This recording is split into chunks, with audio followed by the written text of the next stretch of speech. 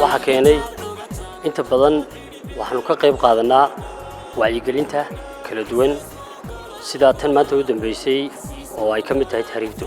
magacaygu waa Cabdiraxmaan Cadiid waxaan ku magac dheer oday waxaan ahay heesa ka tirsan kooxda xidiga geeska la yiraahdo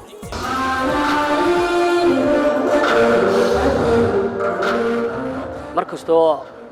afa ay dhacdo u baahan wacyigelin u baahan wax sheegmo oo dhinacyo badan taabanaysa markastoo ay dhacdo waan isku taxluujinaa fariinta maanta aad gudbinayno amba aan gudbinay waan hubaa inay gaadhiso dhalinyarada sababtoo ah dhalinyaradu waxay u badan tahay qaar ku xiran fanka iyo suugaanta iyadoo barnaamijyadan oo kale loo badiyo dhalinyarada si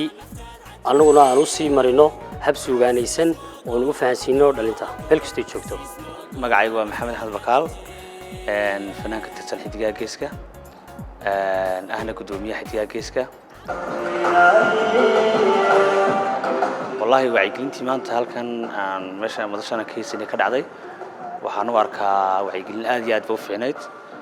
waxaan u arkaa wax loo baahnaa inay ahayd oo dhalinyaradu u baahnayd in la qabto waxaan soo jeedinayaa in mar walba la qabto wacyigelintan maanta kale horto sheekooyinkii ka socday dhalinyaradii tahriibtay meesha ka hadlaysay waxaan u arkay aad baan u toga xumaaday magacaygu waa Maxamed Cabdiraxmaan Maxamed oo loo yaqaan Maxamed Salim waxaan ahay ninkii halabuuray ama curiyay ama sameeyay heestii caawa halkan ka baxaysay tahriibtay qaadin fanaaniinta kooxda xulka xidigaha geeska sababta aanu sameeyay heestu waxa weeye in dhalinyaro fara badan oo horena badaha ugu maratay haddana qorshaysantay inay badaha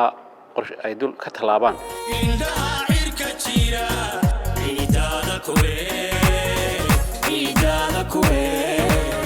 كلي كارو يقول كوبان كلي ما شرتو لكن دي قصوين وده جود مرة أو ضد بدنه أنا نقول أقونه لا يهاي يدد بدنه أنا أقونه الله إنه لقى شيء بكون عاي لقى هيك وانكم مغلي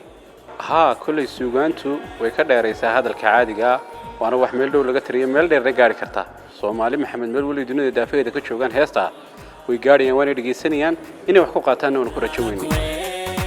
مشروعي ما أنت هل كان كدعي أنا قرنا هانتي أبي يروح بنا waxaan kula talinayaa dhalinyarada qorshahoodu yahay inay dalkan intay ka baxaan dal kale oo qalaad u tahriibaan dhibaatada ay og yihiin ay u bareeraan